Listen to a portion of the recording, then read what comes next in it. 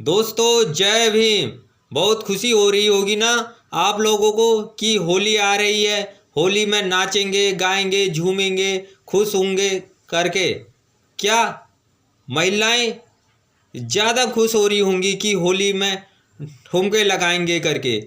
क्या होलिका इतनी बुरी थी जो आज भी उसको जलाया जा रहा है और उसकी मौत का जश्न मनाया जा रहा है। ये महिलाएं जानती ही नहीं है कि बाबा साहब अम्बेडकर और माता सावित्रीबाई फूले, ज्योतिबा फूले जैसे महान समाज सुधारकों ने यदि अपना बलिदान नहीं दिया होता तो खुद इनकी होली मन रही होती और ये महिलाओं की खुद की होली मन रही होती और ये खुद आज होली की जगह जल रही होती। होलिका हमारे बहुजन समाज की बेटी है।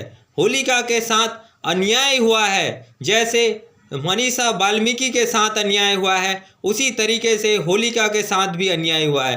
मनीषा वाल्मीकि और होलिका की कहानी एक ही है। होलिका का मनुवादियों ने रात को किडनैप किया और फिर उसको मार दिया और रात को सब लोगों ने मिलजुल कर गोबर के कंडे इकट्ठा करे और रात को ही फूंक दिया गया।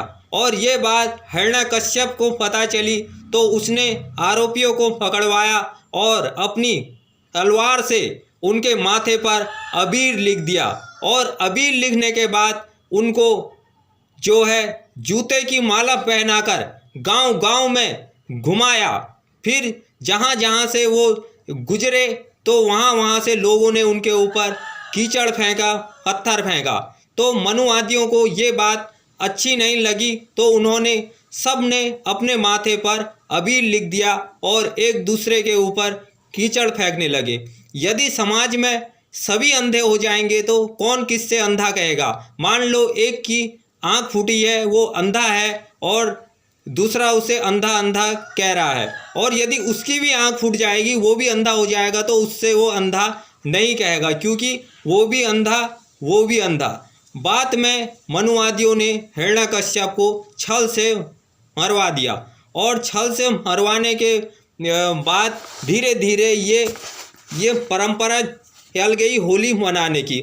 और जो बहुजन समाज वाले उनके यमचे थे, दलाल थे, वो भी उनके साथ इस त्यौहार को मनाने लग गए और बहुजन समाज गुलाम हो गया। और धीरे धीरे जो और लोग थे, जो बहुजन समाज गुलाम हो गया तो उनके त्योहारों में वो भी जश्न मनाने लगे और उनको भी कुछ पूरी पकौड़ी वगैरह खाने के लिए मिलने लगी। फिर धीरे धीरे उन्होंने भी इस त्यौहार को मनाना शुरू कर दिया।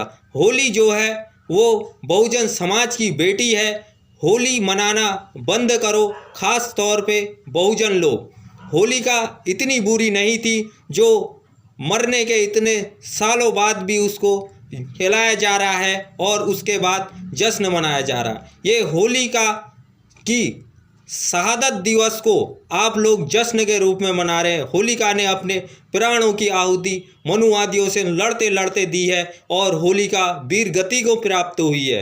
होलिका की शहादत दिवस पर होलिका को विनम्र श्रद्धांजलि। जय भीम, जय भारत, नमो बुद्धाय।